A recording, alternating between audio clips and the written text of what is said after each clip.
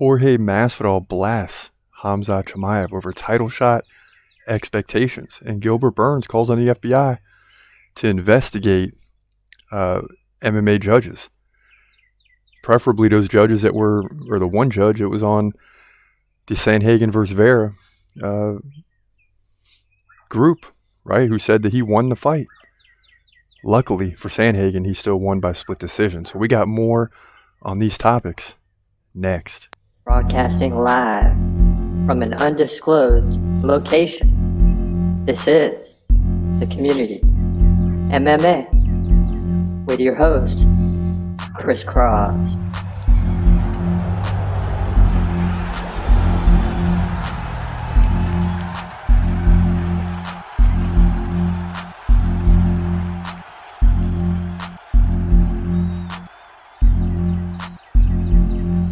What up? This is your boy Chris Cross checking in. This is The Community MMA. So a lot went down this past weekend, right? We had some terrible judges, it seems like, or maybe just one bad judge. But it seems like all three were bad this past weekend, or at least it appears that way, as you had 3 split decision fights. And next up, you got UFC 287. And big in the news today are both Gilbert Burns and Jorge Masvidal, who are set to square off. So first, Gilbert Burns, and these guys aren't going after each other. They're going after different topics, at least for the moment. So we'll begin with Gilbert Burns, who is on TMZ today is calling on the FBI, basically, to investigate the MMA judge this past weekend at Vera versus Sandhagen. The one judge who said 48-47, Marlon Vera, when it was clear that Marlon Vera probably didn't win a round. And if you want to make the case that he won a round, fine. It would be 49-46. But 48-47 the other way, that's just too much for Gilbert Burns. Saying that he might be tied to a betting group or something like that, giving him reason to give the decision the way he did. But it doesn't matter, because at the end of the day, Sandhagen still won. But it was a problem that the judge went with Marlon Vera to winning that fight. I mean, it was insane. Just crazy for it to go down like that. And Gilbert Burns was on TMZ Sports, I might add, and he says, I think this judge needs to be investigated. We need the FBI on this judge, because those judges may be working with the betting company, getting a third person to bet. I just think it's not real. I think those guys are being dirty and maybe try to get money out of this. Chito's my guy, and I want him to win, but there's no way he won that fight. It's clear to anyone. What's wrong with that judge? It's not the first time. What bothers me is that it doesn't stop. We have to do something. I don't know. Nothing changes. And, you know, you can understand why he spoke out in the way that he did. Because it was a terrible situation when the first, Bruce Buffer's reading the scorecards and he says 48-47 Vera. Go back and watch that video. I'm like, what? What fight did he see? There's no way you could even, in any realm of possibility, give Marlon Vera 3 rounds and give Corey Sandhagen 2. It's just not even possible when you watch that fight. I mean, Marlon Vera got dominated from beginning to end. Sandhagen won by 70 significant strikes, had like 7 minutes of control to none for Vera. And if you're going to give 3 rounds to Marlon Vera, meaning he led in certain categories, then you're saying that Sandhagen outstruck Marlon Vera by like 80 to 90 significant strikes in just 2 rounds. I mean, it didn't even go down like that. So I'm completely with Burns. And this just adds to the fact of what I said in the past, that why is this in human hands? Why is human error even involved? This should just be a point system, not like you put the judges' scorecards on the board and people boo every round as the scores come out and people are upset. Because 2 judges will go one way, another judge will go the other, then it'll be the opposite. It's still human error. A point system means when you look at the points at the end of the day, Corey Sandhagen wins like 300 to 80. I mean, in dominating fashion. Led by 70 significant strikes, had 7 minutes of control time. Develop a system where you get points for significant strikes. You get points for takedowns. You get points for every 10 or 15 seconds of control time. However you want to do it. But let's get a point system. And this is out of the UFC's hands. That's the part that we need to understand here. This is not the UFC doing things this way. This is the Boxing Commission. It just is what it is. Now, Matt Brown weighed in on this too. He said, I'm not trying to make his life hell either, but I think he should have a different job though. Brown said on the fighter versus the writer. I don't care what his experience is. I don't care if he judged 100 fights before. There is no excuse for that scorecard whatsoever. That's all there is to it. You have to struggle to find one round for Chito. Exactly. I know some people gave him a round, probably the third round, and it's ridiculous to give him the third round because he landed a punch, ? So multiple UFC fighters, and this is just scratching the surface. I mean, all types of fighters were upset about this, and these are fighters. These are guys that know how to win rounds or what they're watching better than me and you. But you can easily look at the numbers and realize that both Gilbert Burns and Matt Brown have a point in this discussion. The UFC needs a point system. The fans need to call out, you can't, if we keep calling out the UFC, we're calling on the wrong group. It's not the UFC. The Boxing Commission is the one that creates these scenarios. And it's not boxing where you have 10 or 12 rounds, or in the old days you have 15. This is a 3-round fight or a 5-round fight. And it's a 10-point must scoring system. So it's basically 10-9. 10-9 can mean you barely won the round, and 10-9 can mean you absolutely dominated the round. And when you have 10 or 12 rounds, they're less significant each round. But when you have 3, they're very significant. And that's why you keep seeing these situations happen, and people end up upset. We've seen a lot of robberies. Now, there's some that could have gone either way and were upset, but there's been some clear robberies in terms of the judging in UFC events because they're only 3 rounds 90% of the time, unless you're talking about the main event. So it's a real problem, and these fighters got a point to prove. Now, we'll have more on Burns next when we get their prediction between Burns and Masvidal. But Jorge Masvidal, on the other hand, is going off on Khamzat Chimaev over his title shot expectations. And this is going to be the same story, but this is what he said. Excuse me. He said he missed weight by 7.5 pounds. Get the heck out of here. You said nobody wants to fight, this and that. Go make weight before you want to talk about fighting. Don't do steroids and make the freaking weight that you agreed upon as a man. Okay, and that's fair. He didn't make weight. But my question is what's the motivation to fight Nate Diaz? He just got off the win over Gilbert Burns. He jumped to number 3, and now you're asking him to fight a guy that's not ranked? That's the problem. And that's because the UFC can't find any contenders that want to fight this guy. Because fighting Khamzat Chimaev means, you're probably going to slide in the rankings. Especially if you're ahead of him in the rankings. So you're finding it very tough to find Khamzat Chimaev a fight against any other UFC opponents that are highly ranked contenders, specifically ranked higher than him. So when you're looking at the middleweight division, you're gonna have to make somebody in the top 5 fight him. Even though Dana White's saying top 3, he's probably gonna get a 4, 5, or 6. And then when he wins, he'll be in the same situation he was when he beat Gilbert Burns, and that's nearly 2 years ago. So Khamzat is getting frustrated because A, he's the best fighter in the world, and B, they've been giving him the runaround forever. Masvidal goes on to say, you're going to miss by 8 pounds and think it's all cool by calling people out? I saw a comment where he's calling out Alex Pereira. Get the heck out of here with that. Go out there and put in the work. You can't miss weight by 7.5 pounds and go out and call for a title shot. Well, yes, you can. If guys are refusing to fight you, yes, you can. Go out there and start calling out the middleweight champion. And I don't think Khamzat's lying when he says first round, first minute. I think Khamzat could beat him in the first round. Maybe not the first minute, but Pereira can't defend takedowns, and he's not going to be good on the ground. And Khamzat will just demolish this guy. I don't care how big and strong he is. Khamzat is just as big and strong at 185 pounds. So it would be a real problem for Alex Pereira.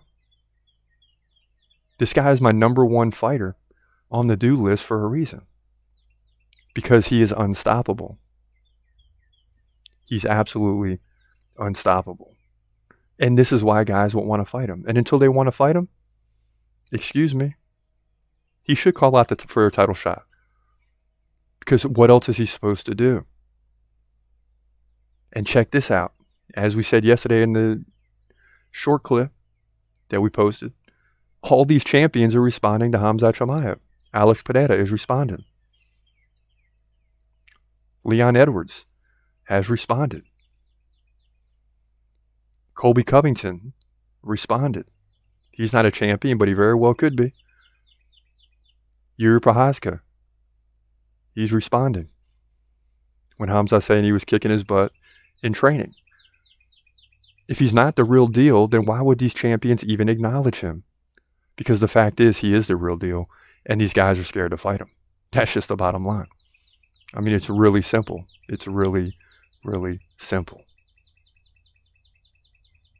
Now, as promised, we got to get into Gilbert Burns versus Jorge Masvidal. You know, I was getting ready to do this prediction over the weekend when I had a little free time on Sunday. And I was getting ready to do the prediction, and I looked, and I'm like, oh, I already did the prediction. Oh, my gosh, who did I pick? You know, because Jorge Masvidal is fighting in Miami. I probably would lean towards Gilbert Burns if I'm not looking at any stats or anything.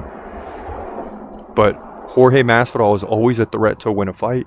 It seems like he's at his best right now in terms of training, in terms of preparation, in terms of age. He's at his peak. If he's going to do something, it's in the next 2 to 3 years.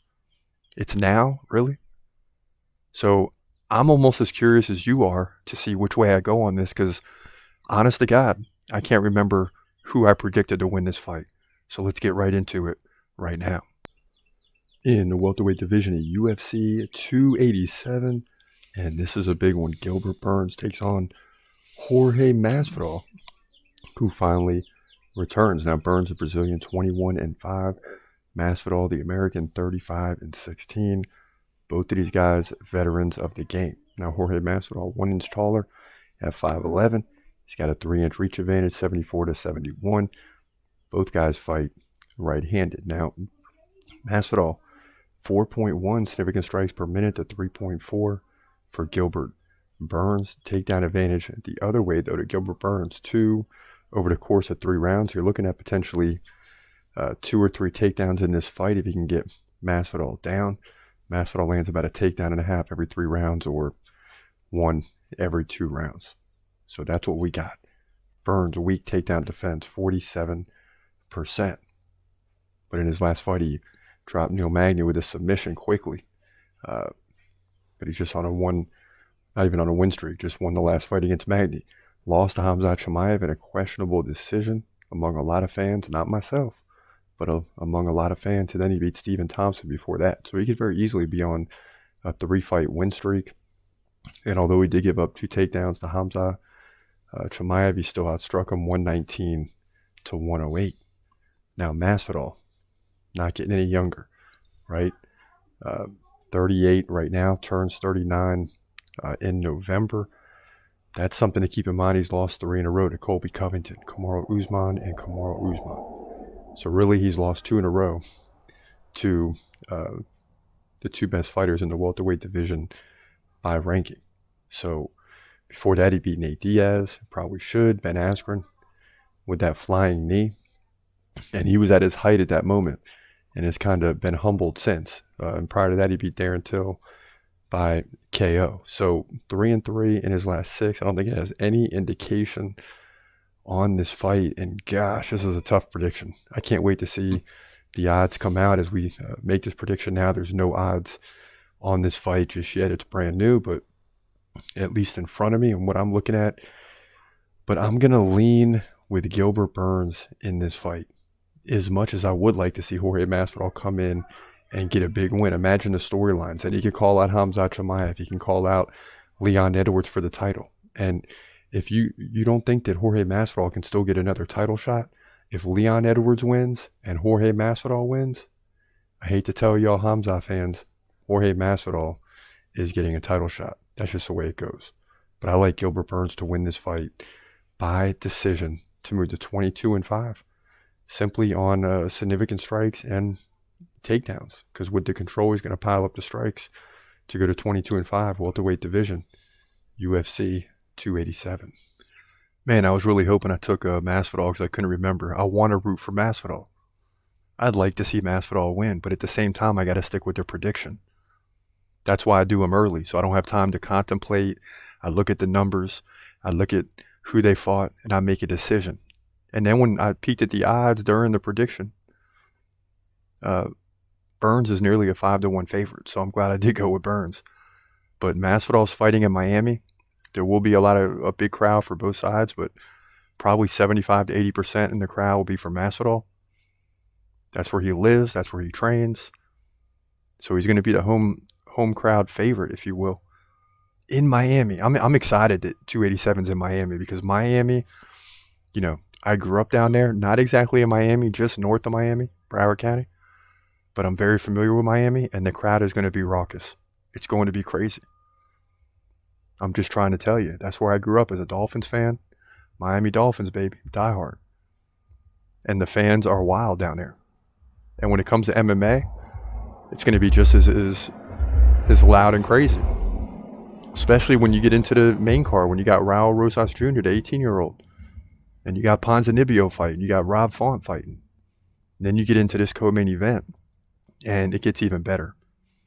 So, looking forward to a great fight. I don't think it's going to be like when you look at the odds and you say 5-1 favor for Burns. I don't think it's going to be that easy. I think Burns will win, obviously. That's my prediction. But Masvidal is capable of landing the big KO punch at any time. It's just he struggles when guys get into his body and tie him up. That's why he struggled with Colby Covington. He struggled with Usman because he just got that KO punch that finished him. But he would have gotten tied up. He would have had problems there. And it just wasn't likely that he was going to win that fight. But Gilbert Burns will stand there and strike with you. So this is going to be a striker's delight, for sure. And Masvidal, if he can avoid the takedowns, defend the takedowns, he might outpace Burns and sneak out a victory here. I'm just telling you. Forget the odds. That's why... it's funny watching back, and I said, man, this is a tough prediction, because it really is. That's why I was so curious of which way I went on this one, because when I was looking at it today, which in fact was a second, third time looking at it, it gets even harder to make the decision because Burns is the favorite, clear choice, but never count Masvidal out of any fight. I see why he lost to Colby Covington. I see why he lost to Usman. But Burns is not the upper echelon of the division. He got finished by Usman, so did Masvidal. This will be a great fight. And I'd love to see Khamzat Chimaev mop the floor with Masvidal, even though it's probably never going to happen because I don't see Khamzat squeezing back down to 170 to fight against someone that's not for a title, because then he's going to have to do it again for the title, and it's just too much. He either gets a title shot or he fights at middleweight. So that is what it is. But I'd love to see Khamzat mop the floor with Masvidal. Make no mistake about it. So Robin Hood weighing in saying no bet with Masvidal versus Burns. Yeah. Because it's tough, man. It's a tough fight to predict. It's a tough fight to lay money on. Because, if you put money on Burns, you got to put 500 to win 100. That's crazy. If you put money on Masvidal, he's probably going to lose, right? So it's a tough bet there in this fight. But at the end of the day, I think Gilbert Burns wins this fight. He looked better against Khamzat, more so than I thought he would. I mean, there's reasons for that. Khamzat was weak, depleted, and should have really mopped the floor with Gilbert Burns, but it was just an off night for him. But guess what? Even on an off night, he still found a way to win the fight. That's why Khamzat is special. But definitely looking forward to a great co-main event. Of course, the main event, Adesanya versus Pereira, the rematch, or the fourth fight. So Adesanya is going to be in the best shape of his life. So we're going to come back eventually with that prediction as well, and multiple other fights. We're going to get to at least 5, 6, 7 of them because this card is really deep. And it's really deep in some great divisions. Bantamweight, welterweight, middleweight title on the line. So we got a lot of topics to discuss here in the future. But for now, this is your boy Chris Cross. I hope you have a great day. And God bless. Peace.